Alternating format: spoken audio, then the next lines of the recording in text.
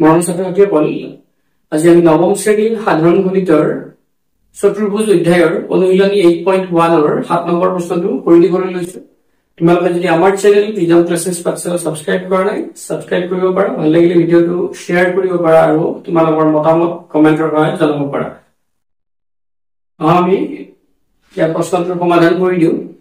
এতিয়া কি ABCD এটা ৰম্বাস, কি ABCD ৰম্বাস या দিয়া দেখুৱা যে AC কৰ্ণই এক কি কৰে আৰু C সমদ্বিখণ্ডিত কৰে। A কোণটোক দুই ভাগ কৰে আৰু C কোণটোক দুই ভাগ কৰে AC কৰ্ণই। আৰু কি দেখুৱাব লাগে BD কৰ্ণই B কোণক আৰু D কোণক সমদ্বিখণ্ডিত কৰে বুলি দেখুৱাব লাগে।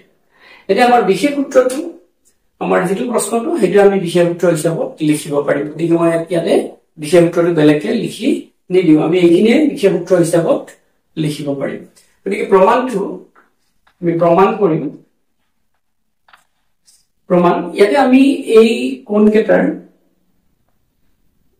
নাম্বাৰ দিম 1 এইটো 2 এইটো এনেকে 3 এইটো কোণ 4 নম্বৰ কোণ। নিশ্চয় বুজি পাইছা। আমি নহলে আমি এইটো ক'ব লাগিলে বেছি তোমালোকে অলপ কনফিউজন হ'ব। BA 1 নম্বৰ কোণ মানে BAC বুলি ক'ব লাগিব, 2 নম্বৰ কোণ মানে CAD, 3 নম্বৰ কোণ মানে ACB, 4 নম্বৰ কোণ মানে ACD এনে ক'ব লাগিব। গতিকে এটা চাবা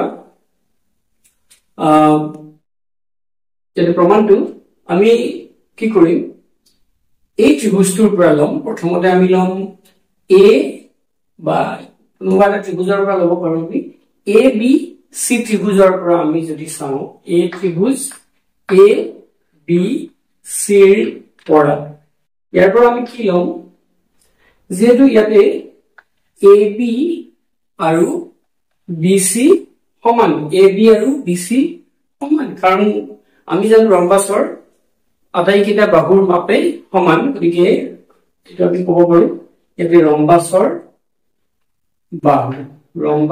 বাহু বুলি কৈ দিলো। ৰম্বাসৰ বাহু কাৰণে ইহঁতৰ মাপ সমান। আকৌ আমি জানো যে এই ত্ৰিভুজটোৰ ABC ত্ৰিভুজৰ তাৰ এই দুটা বাহুৰ মাপ সমান, মানে এইটো কি বাহু সমদ্বিবাহু ত্ৰিভুজ। গতিকে সমদ্বিবাহু ত্ৰিভুজৰ AC টো ABC সমদ্বিবাহু ত্ৰিভুজ যদি হয়, তাৰ AB আৰু BC সমান বাহু, তেতিয়া এই 1 নম্বৰ আৰু 3 নম্বৰ কোণ দুটা হ'ব ভূমি সংলগ্ন কোণ। গতিকে সমদ্বিবাহু ত্ৰিভুজৰ ভূমি সংলগ্ন কোণ কি সমান। গতিকে আমি কি ক'ব পাৰো, তেনেকে ক'ব পাৰো, বা আমি যদি আন এটা উপবাদ্য ব্যৱহাৰ কৰিব পাৰো, ইয়াতে কি ত্ৰিভুজৰ সমান বাহুৰ বিপৰীত ফালে থকা কোণ দুটাও সমান বুলি ক'ব পাৰো, সেইটোও ক'ব পাৰো। গতিকে আমি ইয়াতে ক'ব পাৰো কি 1 নম্বৰ কোণ আৰু 3 নম্বৰ কোণ সমান। গতিকে আমি এইটো উপবাদ্য ইয়াৰ এই সূত্ৰটো ইয়াত ব্যৱহাৰ কৰিব পাৰো, ত্ৰিভুজৰ সমান বাহুৰ বিপৰীত কোণৰ মান সমান। এইটো ব্যৱহাৰ কৰিব পাৰো নাইবা আমি এইটো সমদ্বিবাহু ত্ৰিভুজ, তাৰ ভূমি সংলগ্ন কোণ দুটাও সমান হ'ল। একেদৰে আমাৰ এই ত্ৰিভুজটোৰ পৰা আমি ABC ত্ৰিভুজৰ পৰাও একেদৰে আমি কি পাব পাৰো, একেদৰে ত্ৰিভুজ AD আৰু এইটোৰ মান আমি এইটো কি বুলি ক'লো, এইটো 1 নম্বৰ বুলি ক'লো, এইটো 1 নম্বৰ সমীকৰণ বুলি ক'লো। ত্ৰিভুজ ADC ৰ পৰা ADC ৰ পৰা কি হ'ব, ADC ৰ পৰা ইয়াতো AD ইকুৱেল টু কি BC, AD equal to DC, আৰু আটাইকেইটা আসলে গোটেইকেইটাই বাহুৰ মাপ সমান। গতিকে AD ইকুৱেল টু কি DC বা আমি CD বুলি ক'ব পাৰো, কাৰণ এইটো ৰম্বাসৰ বাহু। একে ৰম্বাসৰ বাহু হ'ল, ৰম্বাসৰ বাহু হ'ল। গতিকে কি আমাৰ 2 নম্বৰ কোণ সমান 4 নম্বৰ কোণ একেই কাৰণ গতিকে আমি এটো 2 নম্বৰ সমীকৰণ বুলি ক'ব পাৰো 2 নম্বৰ আৰু 4 নম্বৰ কোণ সমান এতিয়া এইটো যেটো ৰম্বাসটো এটা কি এটা সমান্তৰিক বা ৰম্বাসৰ তাৰ এই বাহুটো আমি ক'ব পাৰো কি AB সমান্তৰাল BC বা আমি ইয়াতে CD বুলি কৈছো গতিকে CD AB সমান্তৰাল CD AB আৰু CD সমান্তৰাল AC টু ত্ৰিজক AC কি বুলি কৈছো AC ত্ৰিজক বুলি কোৱা হৈছে গতিকে 1 নম্বৰ কোণ এইটো মানে এনেকুৱা AC ত্ৰিজক 1 নম্বৰ আৰু 4 নম্বৰ কোণৰ মাপ সমান 1 আৰু 4 নম্বৰ কোণৰ মাপ সমান এইটো কি কোণ বুলি কোৱা হয় একান্তৰ কোণ বুলি কোৱা হ'ব একান্তৰ 1 নম্বৰ আৰু 4 নম্বৰ কোণৰ মাপ সমান দিটো একান্তৰ কোণ গতিকে এইটো আমি কেই নম্বৰ বুলি ক'লো 3 নম্বৰ সমীকৰণ বুলি ক'লো এতিয়া ইয়াৰ পৰা আমি কি পালো 1 টু 3 ৰ সমান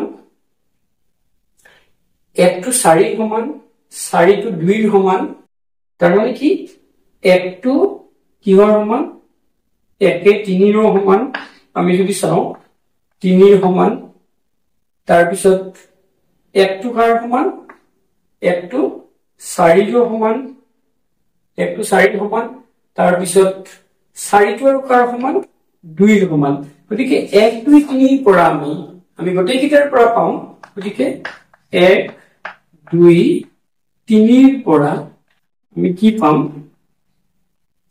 3 ৰ পৰা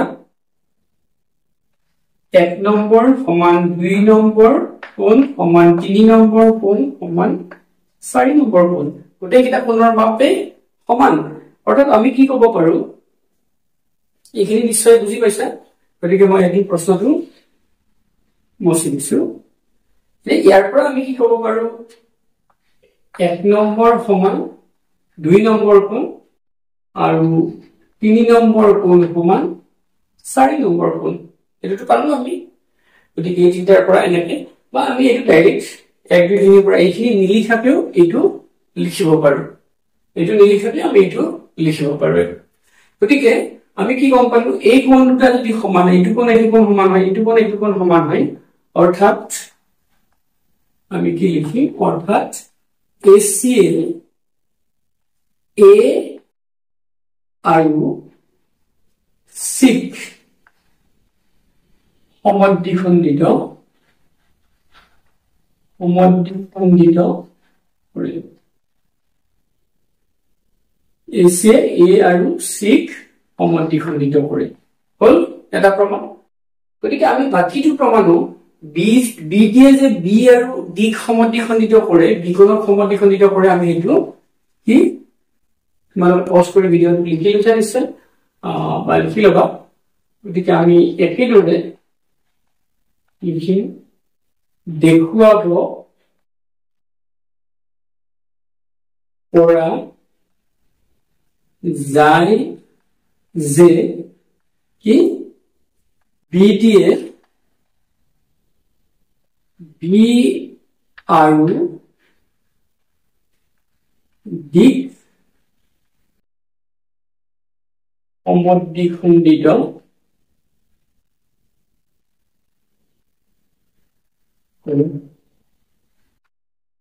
গতিকে এইটো আমাৰ প্ৰমাণ কৰিবলগীয়া যেটো আমি সমাধানটো কৰিলি গতিকে নিশ্চয় বুজি পাইছা আমি ইয়াতে 1 2 দিলে আমাৰ অলপ লিখতে সুবিধা হয় নেকি লিখিলে নহলে আমি 1 2 হলনি আমি এইবিলাক B A C এনেকেও দিব পাৰো মানে কিবা থাকে আমাক কমেন্ট কৰিবা আজিলৈ আমি ইমানতে সামৰিছো ধন্যবাদ